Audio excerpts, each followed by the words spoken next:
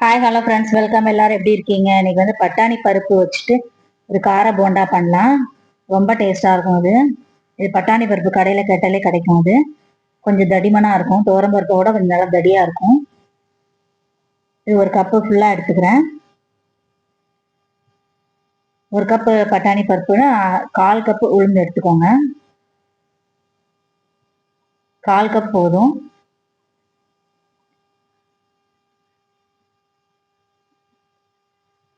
எடுத்துட்டு இது நல்லா கழுவி ஊற போட்டுடலாம்.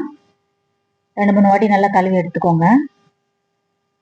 கழுவியாச்சு கொஞ்சம் தண்ணி ஊற்றிட்டு ஒரு 2 மணி நேரம் ஊற போடுங்க, போதும்.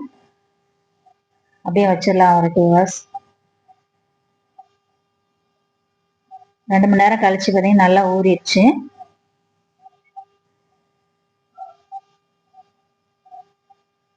இதை அப்படியே மிக்சி ஜாரில் சேர்த்துட்டு கொஞ்சம் குறகுறப்பாக அரைச்சி எடுத்துக்கலாம்.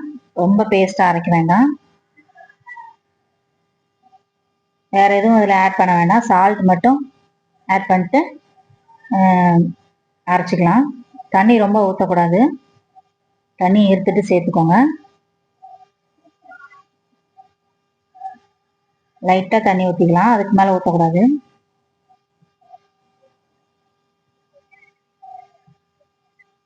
லேசாக ஊற்றிக்கோங்க, போதும். கொஞ்சம் சால்ட் சேர்த்துட்டு இதை குறகுறப்பாக அரைச்சி எடுத்துக்கலாம்.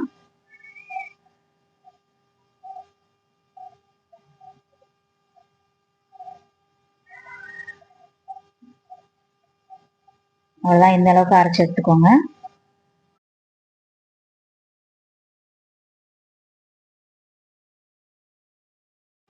வேற பவுலுக்கு மாற்றிடலாம். மிக்ஸ் பண்ணணும், அதனால வேற பவுலில் மாற்றிட்டு ஆனியன்லாம் கட் பண்ணி போட்டுக்கலாம்.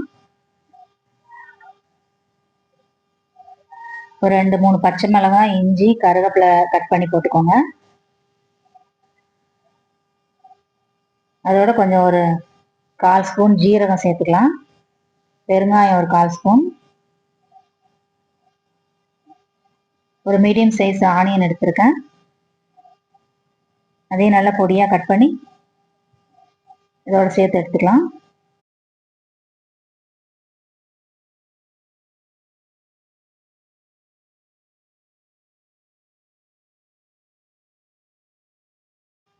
நல்லா உதுத்து போடுங்க, நல்லா இருக்கும். நல்லா கட்டி கட்டியாக அங்கங்கே இருக்கும்.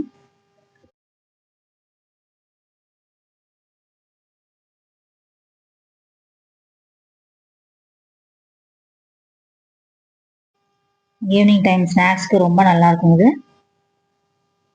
எல்லாத்தையும் சேர்த்து நல்லா மிக்ஸ் பண்ணி எடுத்துக்கலாம். உப்பு போட்டு தான் அரைச்சிருக்கிறோம்.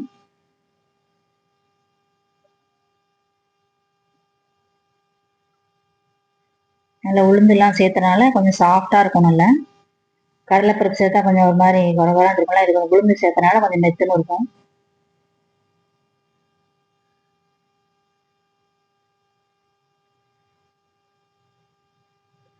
இந்த அளவுக்கு கையில் எடுக்க வந்தால் போதும். எடுத்து அப்படியே உருட்டி ஆயிலில் போட்டுக்கலாம். ஒரு வடை சட்டி வச்சுக்கலாம்.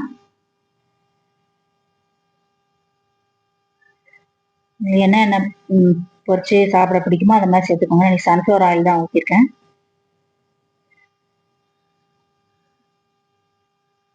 சின்னதாவோ பெருசாவோ உங்களுக்கு தேவைக்கு ஏற்ற மாதிரி உருட்டி போட்டுக்கோங்க, நல்லாயிருக்கும். நல்லா சாஃப்டாக இருக்குங்க சாப்பிட்றதுக்கு. நல்லா மசால் வடை மாதிரி கொஞ்சம் ஹார்டாக இருக்காது. மேலே மட்டும் கொஞ்சம் ஹார்டாக இருக்கும், உள்ள நல்லா சாஃப்டாக இருக்கும். உளுந்து சேர்த்து அரைச்சனால உடனே திருப்பி போட வேண்டாம். கொஞ்சம் வந்து மேலே வந்துடும் அதுவே. அதுக்கப்புறம் லேசாக எடுத்து திருப்பி விட்டுக்கோங்க. இல்லைன்னா மாவு வந்து எண்ணெயில் அப்படியே உதிர்ந்துடும். நல்லா எல்லாமே ஒட்டாமல் வந்துச்சு. கொஞ்சம் நல்லா திருப்பி விட்டுக்கோங்க, வேகட்டும்.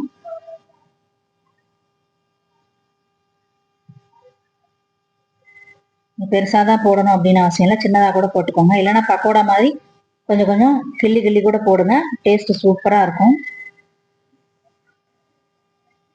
அவ்வளோதான், எல்லாமே வெந்துருச்சு. எடுத்துடலாம் அதுலேருந்து.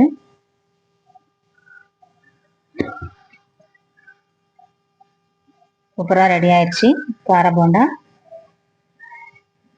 இது ஒரு சட்னி அரைச்சிருக்கிறேன், தக்காளி சட்னி.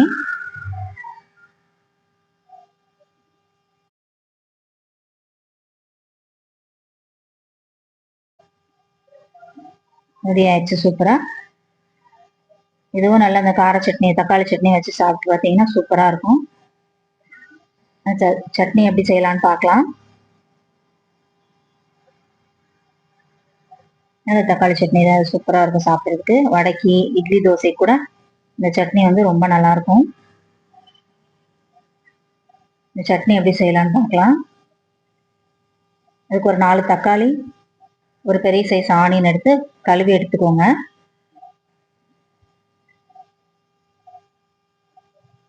நான் வடைக்கு மட்டும் இல்லை, தோசை சாப்பிட்றதா அது கூட தொட்டுக்கிறதுக்குல கொஞ்சம் எக்ஸ்ட்ராவே செஞ்சுக்கலாம். ஈவினிங் அப்படியே வடைக்கு சாப்பிட்டுட்டு நைட்டு தோசை இட்லிக்கு சட்னி வச்சுக்கலாம், நல்லா இருக்கும். ஆனியன் நல்லா கட் பண்ணி எடுத்துக்கலாம். ஒரு கடாய் அடுப்பில் வச்சுட்டு 1.5 டேபிள் ஸ்பூன் ஆயில் ஊற்றிக்கோங்க.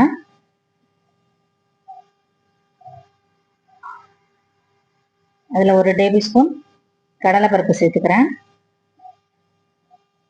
கொஞ்சம் ஃப்ரை ஆகட்டும். அதோட நம்ம கட் பண்ணி வச்சிருக்கிற ஆனியன் அதோட சேர்த்துக்கலாம்.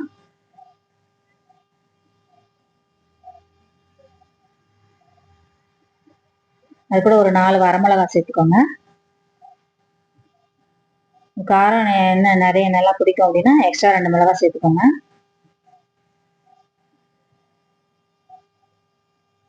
அது கொஞ்சம் வதங்கிட்டு இருக்கட்டும். நம்ம வந்து தக்காளி கட் பண்ணி எடுத்துடலாம்.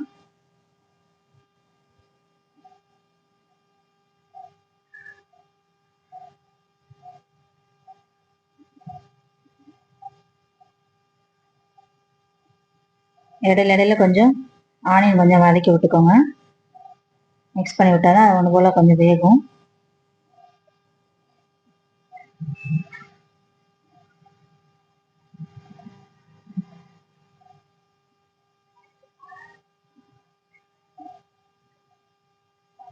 எல்லா தக்காளியுமே இது போல வெட்டிக்கலாம்.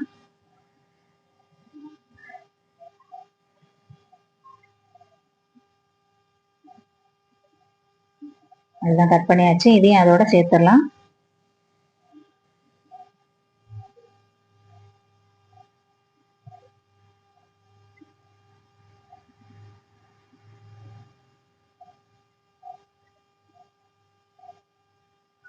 இது கூட கொஞ்சம் உப்பு ஆட் பண்ணிட்டு மூடி வச்சிருங்க.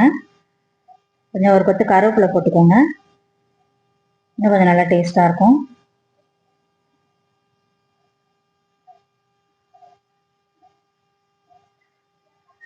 கருவேப்பிலை கொஞ்சம் போட்டு அதுக்கப்புறம் மூடி வைக்கலாம்.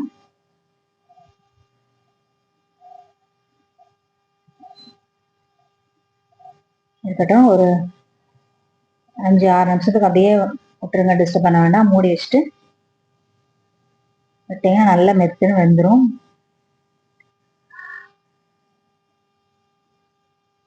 நல்லா சாஃப்ட் ஆயிடுச்சு பாருங்க. நல்லா தீஞ்சு போகிற அளவுக்குலாம் வதக்க வேண்டாம். இல்லை மூடி போட்டு குக் பண்ணாலே சூப்பராக குக் ஆயிரும். இருக்கட்டும், ஆறட்டும். இது ஆறுனதுக்கப்புறம் மிக்சி ஜாரில் போட்டுக்கலாம். நான் வடாய்க்கு அரைச்ச அந்த மிக்சி ஜார்லேயே தக்காளி வெங்காயம் போட்டு சட்னிக்கு அரைச்சிக்கலாம். நல்லா ஆறிடுச்சு. வடை அரைச்ச மிக்சி ஜார்லேயே நான் போட்டுக்கிறேன். எல்லாத்தையும் போட்டுட்டு கொஞ்சம் தண்ணி ஊற்றிக்கலாம். இந்த கடாயில் லைட்டாக தண்ணி ஊற்றி அதில் ஊற்றிக்கோங்க. கடலைப்பருப்பு போட்டிருக்கனால கொஞ்சம் திக்காகும். ஸோ கொஞ்சம் தண்ணி ஊற்றிக்கலாம், தப்பு இல்லை. கடலைப்பருப்பு போடாமல் வதக்குனீங்க அப்படின்னா நீங்கள் அப்படியே அரைச்சிக்கோங்க, தண்ணி ஊற்ற வேண்டாம். இது நல்ல பேஸ்ட்டாக அரைச்சிடலாம். அவ்வளோதான், அரைச்சாச்சு. இது கொஞ்சம் கடுகு கருவேப்பிலை காஞ்ச மிளகா உளுத்தம்பருப்பு போட்டு தாளித்து ஊற்றிக்கோங்க. அவ்வளோதான், ரெடி ஆயிடுச்சு சட்னி. சூப்பராக ரொம்ப டேஸ்ட்டாக இருக்கும். இது நல்லா இட்லி தோசைக்கு வடைக்கு எல்லாத்துக்குமே நல்லாயிருக்கும். வெறும் கடுகு உளுத்தம் பருப்பு காஞ்ச மிளகா கருவேப்பிலை போட்டு தான் தாளிச்சு ஊற்றிருக்கேன். வேற ஆனியன்லாம் போட்டு தாளிக்கல. ஓகே ஃப்ரெண்ட்ஸ், நீங்களும் இந்த மாதிரி செஞ்சு பார்த்துட்டு போண்டா சட்னி எப்படி இருக்குது அப்படின்னு செஞ்சு பார்த்துட்டு எப்படி இருக்குன்னு சொல்லுங்கள். தேங்க்யூ, பாய்.